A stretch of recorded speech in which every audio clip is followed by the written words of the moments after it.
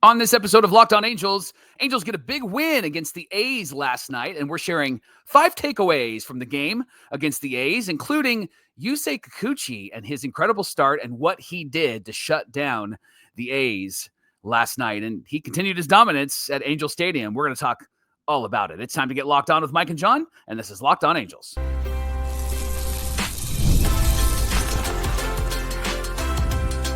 You are Locked On Angels, your daily Los Angeles Angels podcast. Part of the Locked On Podcast Network, your team every day. Thanks for making Locked On Angels your first listen of the day. You can find us anywhere you get your podcast, including Apple Podcasts, Spotify, and SiriusXM by searching Locked On Angels. And if you'd like to give back to the Super Halo Bros for all the Super Halo content, here's some things that you can do. Leave us a rate and a review on Apple Podcast. If you're watching on YouTube, hit that thumbs up button. And if you're not subscribed already, please subscribe and become a Locked On Everydayer. And whether you're watching or listening, come over to YouTube, leave a comment. One of the best ways to get in touch with John and I and be a part of the conversation.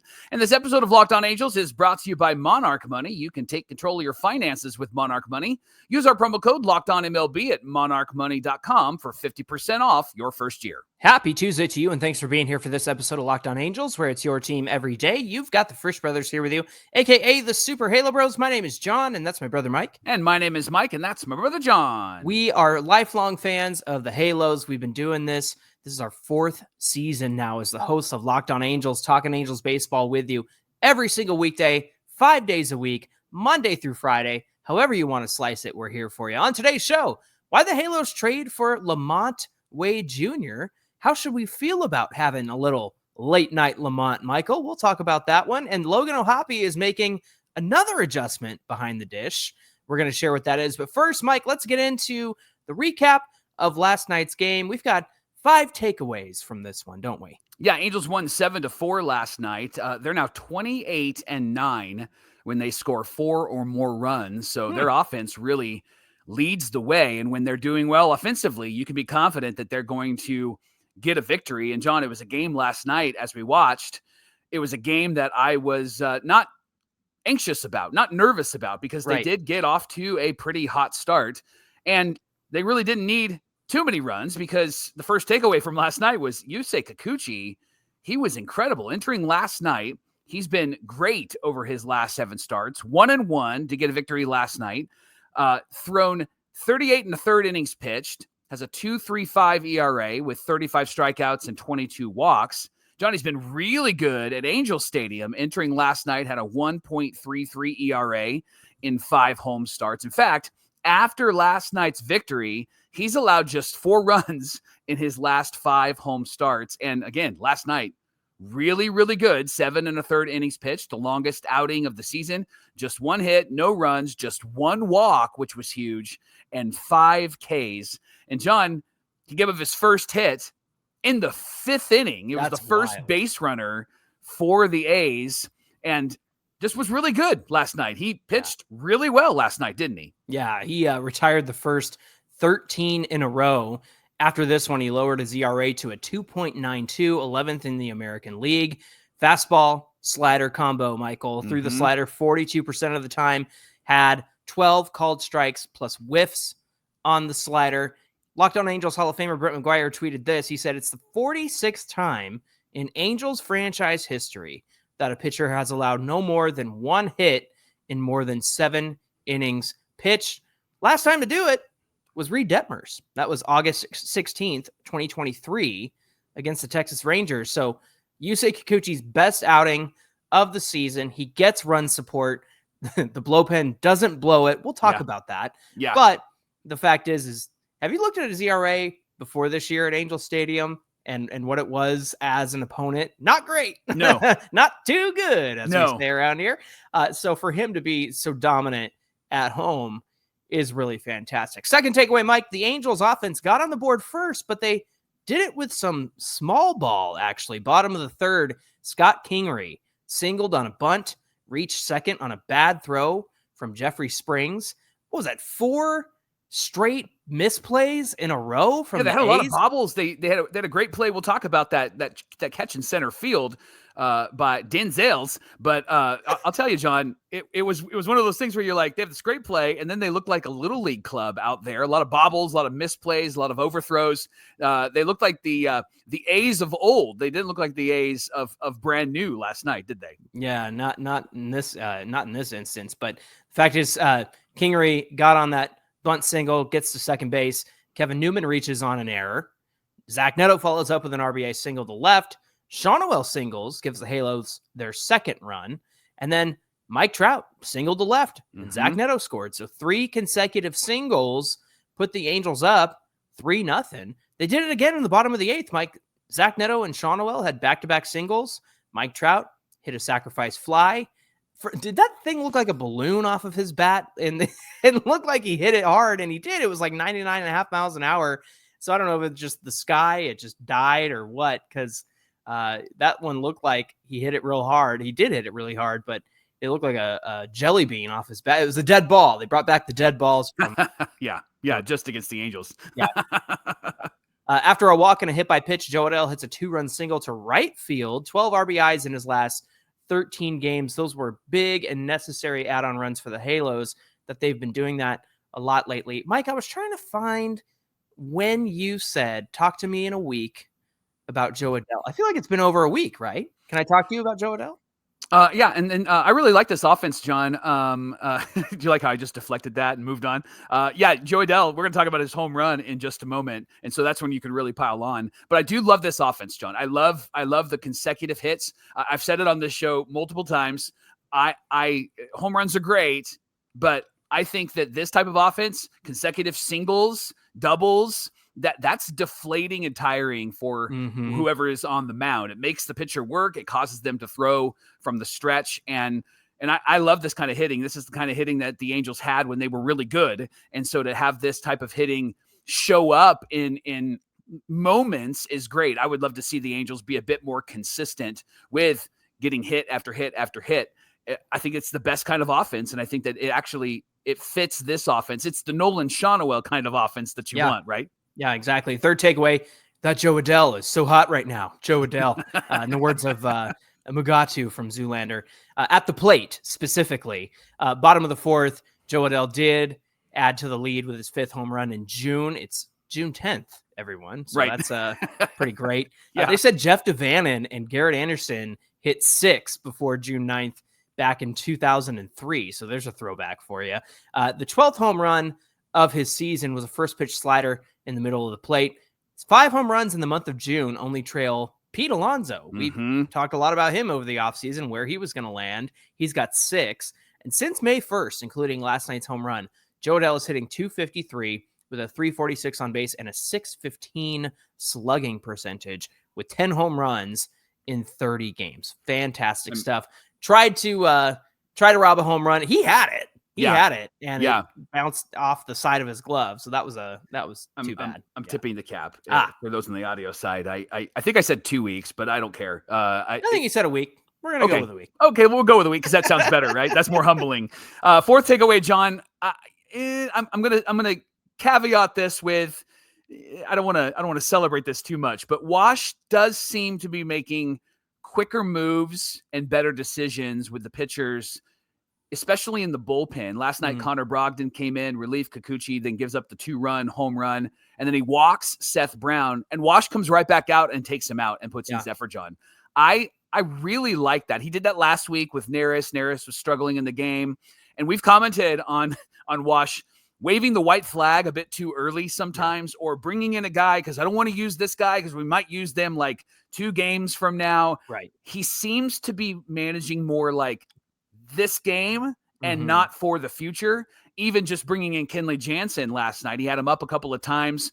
Sean Anderson was struggling, and then with 2 outs, he brings him in. I'm not mad about it. I like that move just because I think he's trying to win this game in front of him, and I think that's what you need to do as the manager of the Angels. That's a big change from the way he's been handling things. Yeah, win the game that's in front of you. Don't sit Neto and OHoppe in a potential series winning game against the Marlins like you did, and you ended up losing a couple of weekends ago. Yeah. Also, can I just say, Connor Brogdon has been a pleasant surprise. I know he didn't have it in this one. And then I know Sean Anderson gave up the home run. And if you're wondering how Sean Anderson came back, it's because he was DFA'd. Nobody claimed him. He was outrighted. They were able to bring him back. Jose Fermin was sent down to AAA. Obviously, they couldn't have used Fermin because they needed a fresh arm. So they brought up Sean Anderson. Mike, this was like the other day when Kenley Jansen gave up the home run to Cal Raleigh in the 9th inning. Yeah. I didn't care. No. It was 7-3. No, 7-4. Then it was 7-5. Mm-hmm. Right. And then the fact that Sean Anderson gave up what he did, that's why you brought him in. You had a 4-run lead. Yeah. And so that's like, use that arm so you can send him down to AAA tomorrow. Right. And so that was the idea there. To me, the mistakes are on the B team.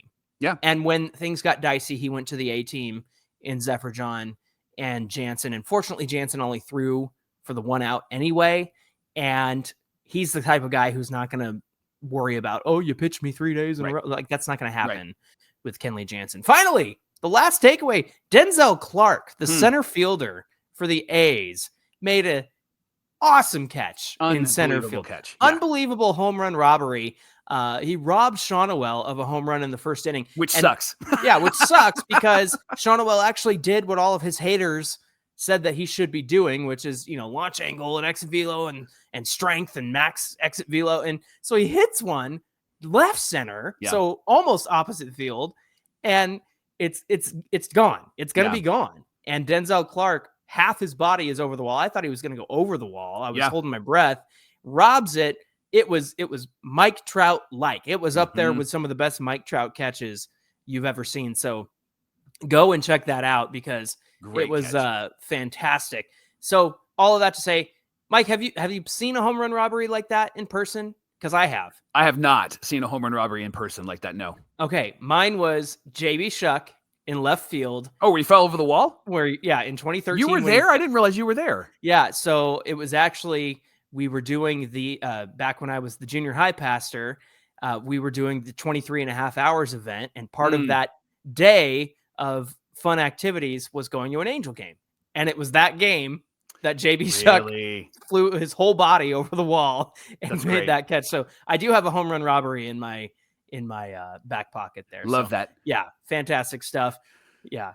Jo Adell tried to do that in the 8th inning. Yeah. Leaps, it hits the heel of his glove, and then he tried to grab it again, and then it went over the wall. That was a frustrating moment. But you know what? It wasn't like what happened in the previous game when he leaped for the Cal Raleigh home run, or two previous games, right? And overshot it somehow. Yes, not good. And then, John, I just want to highlight in the defense in the 8th inning, Scott Kingery makes a really good diving stop at second base, slowed the A's momentum. Zephyr John gave him an opportunity to get out of the inning. He does do that. And so overall, pretty good game last night, 7-4. Angels find themselves at 31-34 on the season. Get another victory, win the series. That's what we're hoping for. So we're hoping that they can pull that off tonight. Yeah, absolutely. Thanks for making Locked On Angels your first listen of the day. Coming up on the show, why did the Halos trade for late night LaMonte? And why am I calling him late night LaMonte Wade Jr.? Well, we're going to talk about his role on this team and what he has to offer coming right up. You can get the supplies from the sites that's made for the skilled trades at supplyhouse.com. Whether you're into plumbing, HVAC, or electrical work, Supply House is a reliable way to order products online. They have an easy-to-use website. It's filled with helpful resources, all the latest product info. It's going to help you get the job done right. They have over 200,000 parts in inventory, plus 400 plus top brands. It's everything that you could ever want if you're into the skilled trades, and it's delivered fast from coast to coast. If you need help with an order, they have expert support, industry-leading service. You're always going to talk to a real person, and you can do that at supplyhouse.com. If you're a trade pro, you're looking for maybe an extra edge, they have a free Trade Master program, and the perks include a dedicated phone line, free shipping, and discounts on every order. Thousands of skilled professionals are taking advantage of this. Now it's your turn. So join the free Trade Master program at supplyhouse.com/TM. And if you're ordering plumbing, HVAC, or electrical supplies, you can do that in a few clicks. And when you check out, use our promo code SH5 for 5% off your first order at supplyhouse.com.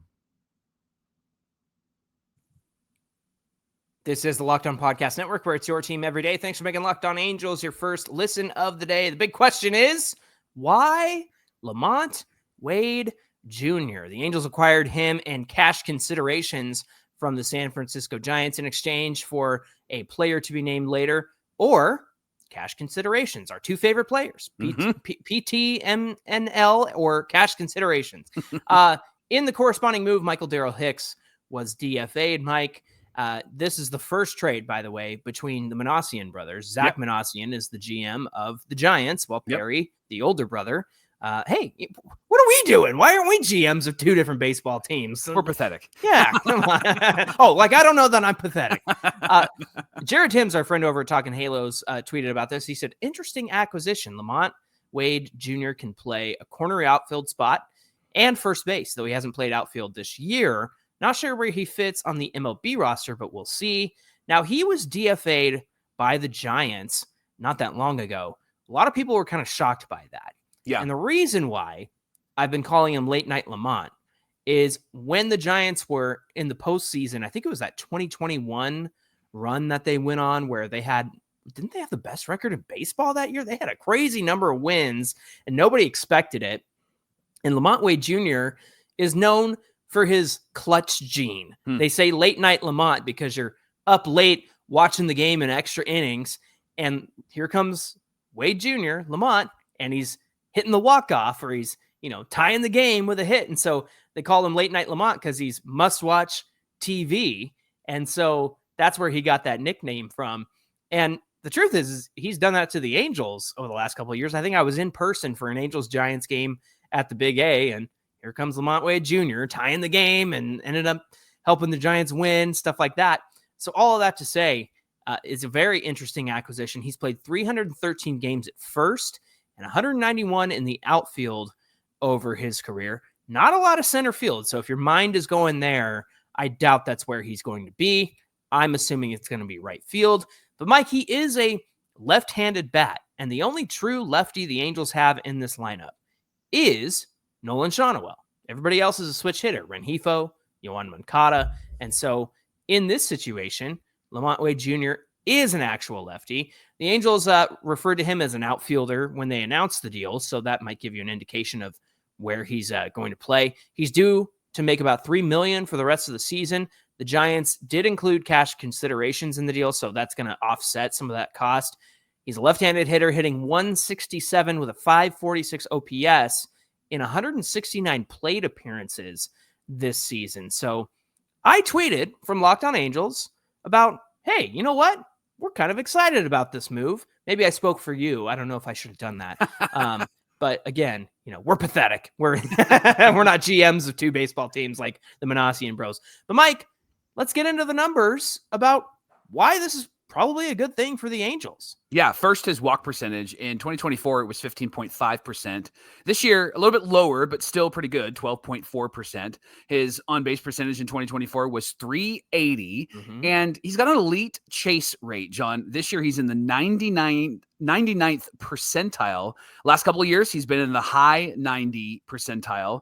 And for a team, this is what you tweeted, for a team that has just struck out 18 times in one game, which happened on Sunday, we're going to take this patient batter, this patient hitter. He's got a clutch gene. You mentioned what he's done late in the game, and he does have a really bad line in 2025, but that doesn't mean he's lost his eye at the plate. And that's what makes him really valuable as a hitter in this lineup. I know that it feels kind of like Perry's doing some dumpster diving, and I know that this is kind of who he goes and gets.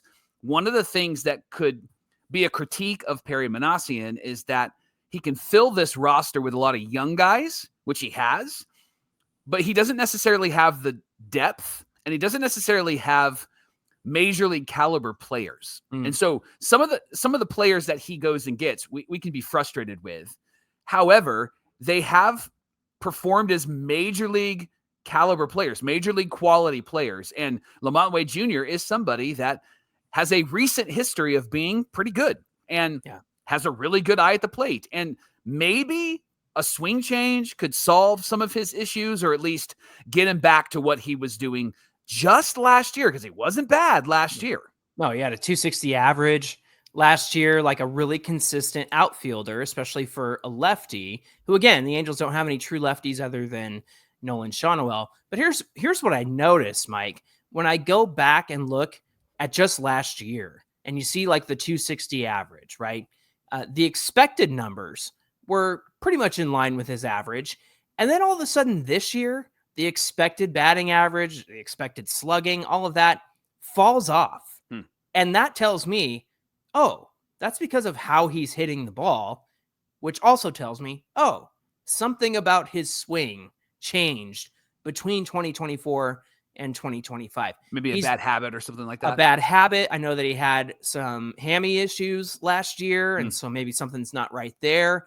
But this seems like the perfect situation for somebody within the organization to identify, hey, here's what you were doing, and here's what you've been doing in 2025. Plus, wasn't getting all that much playing time. He's platooned a lot being a lefty, but at the same time this year, not getting a lot of consistent playing time like he had been with the Giants in years past because they have younger, more exciting players, right? And so to me, seeing that the expected numbers dropped off from 2024 to 25, it makes me think that something has changed in his swing path, whether that's the swing length, the trajectory of his swing, something changed. And I think that, if the Angels can identify that for somebody like Kyle Hendricks in the pitching department, right, perhaps that they can do this for LaMonte Wade Jr. Mike, the big question is, where's he going to play and what is his role going to be? Yeah, that's a big question. And there's been a lot of discussion about, does this mean that Soler's going on the IL? Because as of this recording, Wade is not on the roster, and they're going to have to make another move in order to get him on the roster. And so that's kind of a big question mark. So we'll see what happens before tonight's game. And then the other conversation that's out there is, does this mean that Mike Trout is just going to be DHing? They've said he's going to go back out to right field. He's going to play again. I wonder if that is actually something that's not going to happen. Well, as of last night, they said he hadn't been cleared for the outfield yet. And again, just keep him there. Crying out loud. Right. I think they're going to treat him like they were going to treat Soler in right field. 12 to 15 times is what Wash said for Soler in right field. That's now reversed its course, and then now he has the groin issue. He did get an MRI. They're still, as of this recording, we're still waiting for some of that information. He was going to pinch hit last night too, and it didn't end up needing to. But he was going to come into that game. Yeah, I think he came into the game 2 games ago, and so it's not as if this is a devastating injury, even if he does go on the IL. Yeah. Now, one other thought, and our buddy over at Angels Top Plays, Dr. Andrew, he tweeted this and he posted this on Instagram. He said, I think the Angels are prepping to trade Taylor Ward. That's why they picked up LaMonte Wade Jr. What do you think? Long pause. Yeah. I don't think that's the case. Okay. Because knowing the team that we know, they don't have the foresight to do something like this, Mike. We haven't thought that far ahead. Right? That applies to everything. We still got to do that segment, by the way. We just haven't thought about it because we haven't thought that far ahead yet. No, I can't see them moving Taylor Ward right now. Maybe at the deadline, but again, it's all going to be about where they stand and where they think they can compete and whether they think they can compete, right? And so for Taylor Ward, and again, Taylor Ward's not a free agent until after next season. So I'm not confident they'll move him in the first place. I could see how Andrew might make this connection. I just don't think that they've thought that far ahead. And I don't think that LaMonte Wade Jr.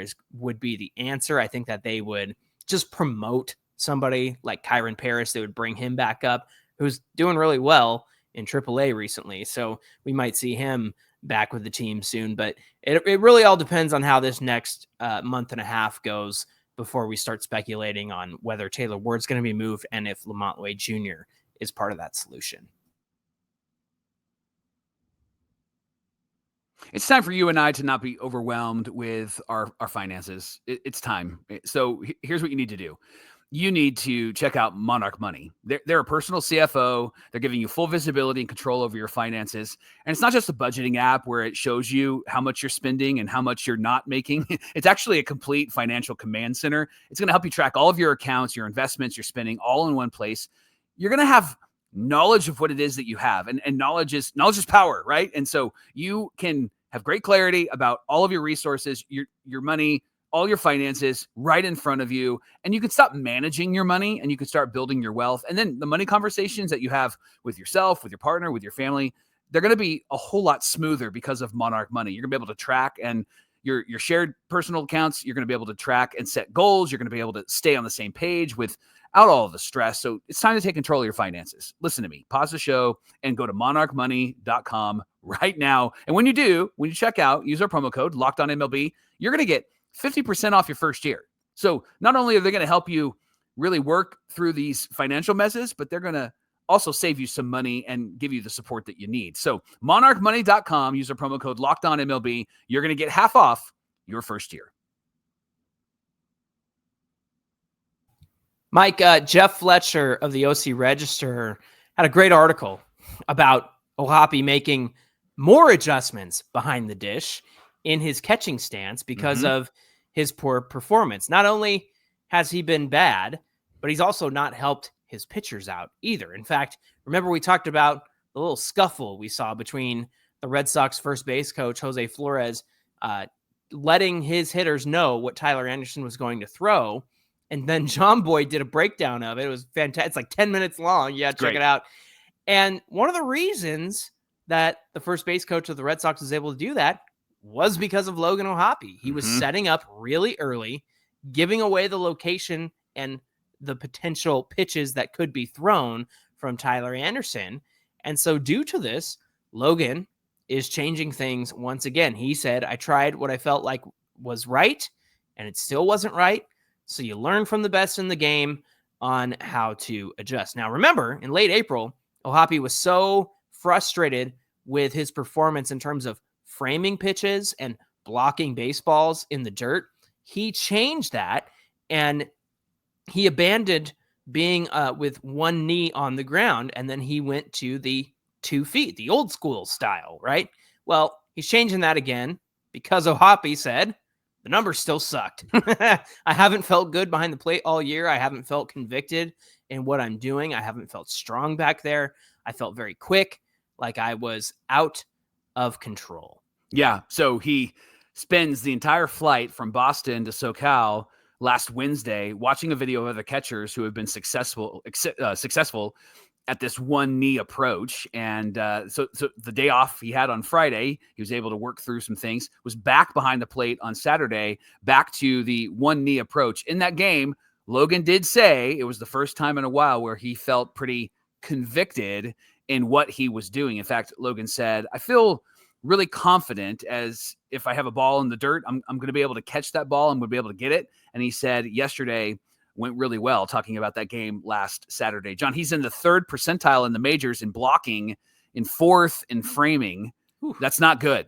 It's not too good at all. It's actually one of the worst in sports. And in regards to what happened with the Red Sox first base coach, Jose Flores, O'Hoppe said, I just have to do a better job of staying disciplined and not overdoing things that we talk about, not giving away things. I'm just anxious back there is what he said. He also added that he's been frustrated this season because he's not meeting his own expectations for his work behind the plate.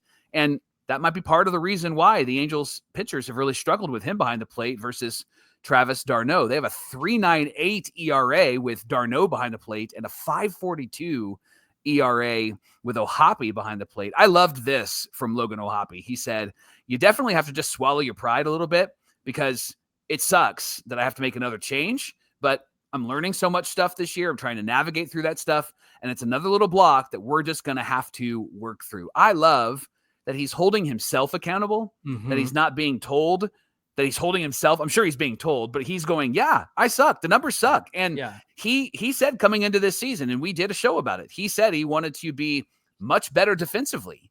And what we've seen so far this year is he's regressed more than where he was last year. And I don't know what that might be, if it is his stance or if it is he's focused a bit more on offense. But I think, John, that's part of the reason why he's maybe struggling offensively in the last couple of weeks, because his head's probably not in the game, right? And Travis d'Arnaud has actually been a bit better offensively, and he's been great behind the plate. And I love this accountability. I love that he's holding himself accountable and that he's actually making the changes that are necessary for him. Yeah, that's the kind of attitude you want, especially from a young guy who really wants to learn at the end of the day. I've talked about how frustrated I was with the fact that, Logan is an impressionable, respectful young player. So of course he's going to listen to his hitting coach, right? And we made that argument about how frustrating that was when everybody was hacking and swinging for the fences and following that rule of, end the at bat when you need to end it. And to this degree of him learning to be better behind the dish, it's interesting to me because you have, Sal Fasano, you've got Travis d'Arnaud now, which he said that he wanted OHoppe to be the best defensive catcher in Angels history, right? And it's really weird how this has gone so far. And it really takes away from the fact that OHoppe's been great on offense. But behind the dish is a whole different story. I know that he's frustrated with it. I'm appreciative of the fact that he's wanting to correct it. Because again, when you're a young player and you're impressionable and you want to learn, that's the best place to be. That's the best position you can be in as a young player. Mike, I really hope that it works out, right? I really hope. In fact, when we talked about the improvements that the starting 9 in the lineup need to make, for OHoppe, we did talk about his framing and his blocking. And one of the pitches he was really bad at framing was the pitch away from right-handed hitters and bringing that back in the zone. And the sad part is, at the beginning of this season, that was one area that I was watching like, hey, can he, get that pitch away and bring it back into the zone? And as I was paying attention to it, I feel like I noticed OHoppe doing it a lot and getting those calls and getting those pitches. And I would need to go back and look at the numbers again now that we've had, 60 odd games. I need to go back and look and see if that's improved or not. Obviously, it might not have because of where his rankings are. But that one particular area, the outside part of the zone, he wasn't getting any calls on right-handed hitters, and he was able to bring it back in those first few games. So again, he's young. He's going to figure it out. And I appreciate the fact that he's trying so hard to figure it out. So we'll see where things stand for him before the season is out. But hopefully he can turn it around. So again, like you mentioned, he can concentrate on what he's doing at the plate because at the end of the day, we really need his bat in this lineup. Hey, thanks for making Locked On Angels your first listen of the day. Now for your second listen, check out Locked On MLB Game Night. You can find every game every night all season long. Get local analysis on a national scale, and you can find Game Night on YouTube or wherever you get your podcasts.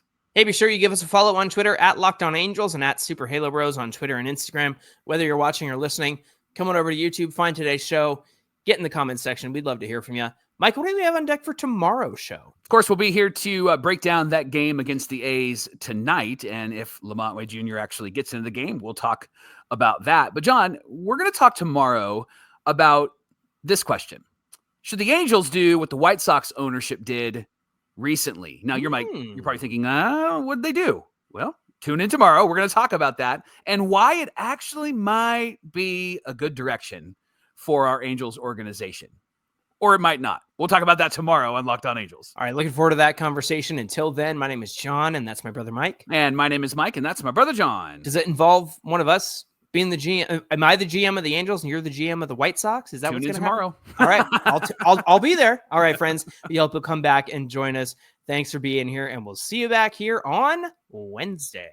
You said the A team, so I'll show them going dun dun dun dun dun dun dun.